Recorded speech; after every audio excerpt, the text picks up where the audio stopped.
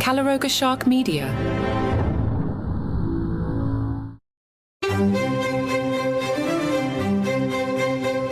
Hello and welcome to Palace Intrigue. I am your host, Mark Francis. With the shocking news of King Charles' cancer and Harry's sudden visit, some stories we wanted to tell you about got bumped from during the week. A US journalist, Lee Cohen, has critiqued Prince Harry and Meghan Markle for following a publicity-driven compass in their actions. In a discussion on GB News, Cohen expressed doubts about the sincerity of Meghan and Harry's gesture, suggesting it does little to mend their countless sins of the past. Nana Akua, the host, echoed this sentiment, calling the couple's act of support laughable. Cohen further critiqued Prince Harry's choices, stating, "It's difficult to get into Harry's head. Clearly he's not guided by a moral compass.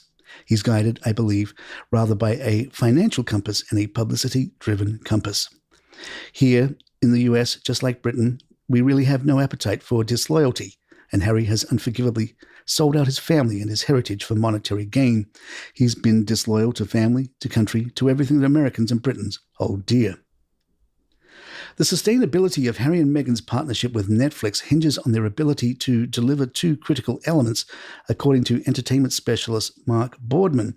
Speaking to Newsweek, Boardman emphasized, "With little certainty beyond several statements, my media expertise for Harry and Meghan would be to step up a gear and start making key decisions to avoid audience fatigue. Any last-minute work from the Duke and Duchess of Sussex may not likely meet the high standard that studio bosses expect. Unnecessary delays will just cost more production time and expenses and could potentially jeopardize any chance of extending the megadeal with the streaming giant.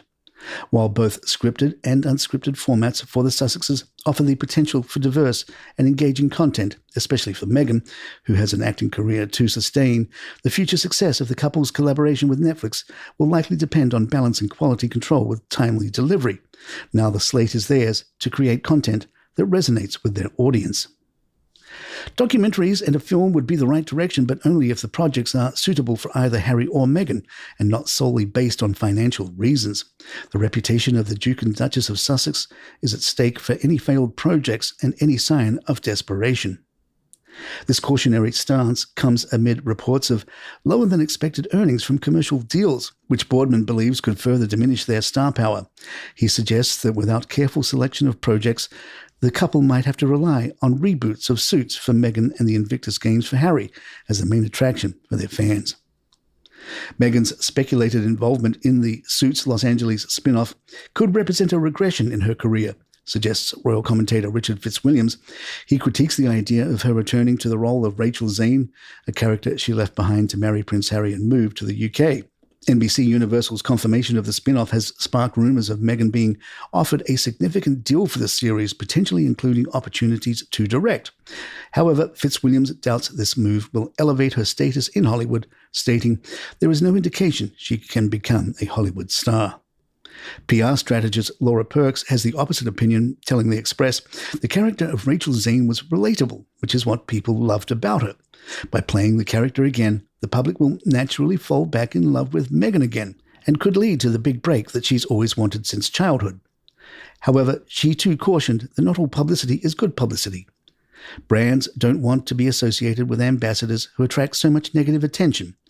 And while some will believe that all publicity is good publicity, brands don't want to risk their own reputation by aligning themselves with the wrong celebrities or influencers. Stripping Harry and Meghan of their royal titles has been deemed meaningless and mean-spirited by commentator Angela Mollard. During a discussion on Sky Australia, hosted by James McPherson, the debate centred around whether the Duke and Duchess of Sussex should voluntarily give up their titles, with McPherson suggesting such a move might bring happiness to the royal family, stating they've done nothing but complain from the moment they were born into or married into the royal family. So make them happy, get them out of there. However, Mollard countered this argument, saying their titles are already diminished in the court of public opinion. They're doing it themselves. You don't actually need to formally take them away from them because we don't see them with that kind of regal monarchy attached anymore anyway. She reminded listeners of the profound impact of Harry's early experiences on his life, especially the trauma of losing his mother, Princess Diana, at a young age. He was paraded in public. He was not allowed the privacy that any child should have. Palace Intrigue will be right back. Usually, once a week, we take a look at the Kate is Wonderful narratives in the press, but with Princess Catherine being out of sight, 2 new characters have filled the media void. Our first wonderful royal is Queen Camilla. The Guardian wrote, less than 18 months after becoming queen, the woman who was once viewed as a threat to the monarchy now finds herself having to assume much of the responsibility for keeping the royal show on the road. Inevitably, much of that burden will also fall on Prince William, who has scrambled back to royal duties this week. But with the Princess of Wales still out of action while she recovers from abdominal surgery, Queen Camilla's role has never been more central. BBC correspondent Peter Hunt told The Guardian, this will add extra stress to her. Her health has not been as robust as his up until this point. She has adjusted remarkably well when you think that it's only in the last few decades she's actually been on the royal scene. She is now the Queen, and she will have to balance the 2 issues of responding to his needs as his partner and the demands of being the most senior royal. It is pretty well accepted within the institution that the mantra of the King's mother still holds, which is you have to be seen to be believed. So in his absence, who steps up to do that work? There aren't as many of them as there once were. Also wonderful is Princess Anne, who the media followed around most of this week. Having nobody else to follow, Tatler writes, Princess Anne has proved that she can be relied on for complete discretion and unconditional love.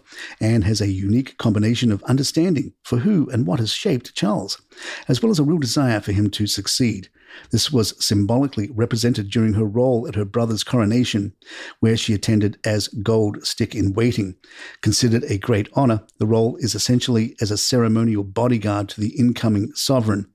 In doing so, the Princess Royal manifested and projected her ability to protect and support Charles through choppy waters.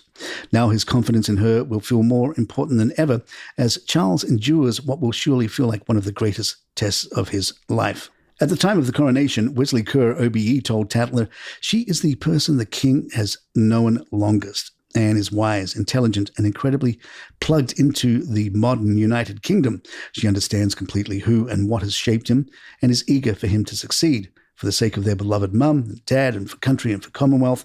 In other words, she has the perfect perspective and characteristics to shoulder some of the king's responsibility at this time.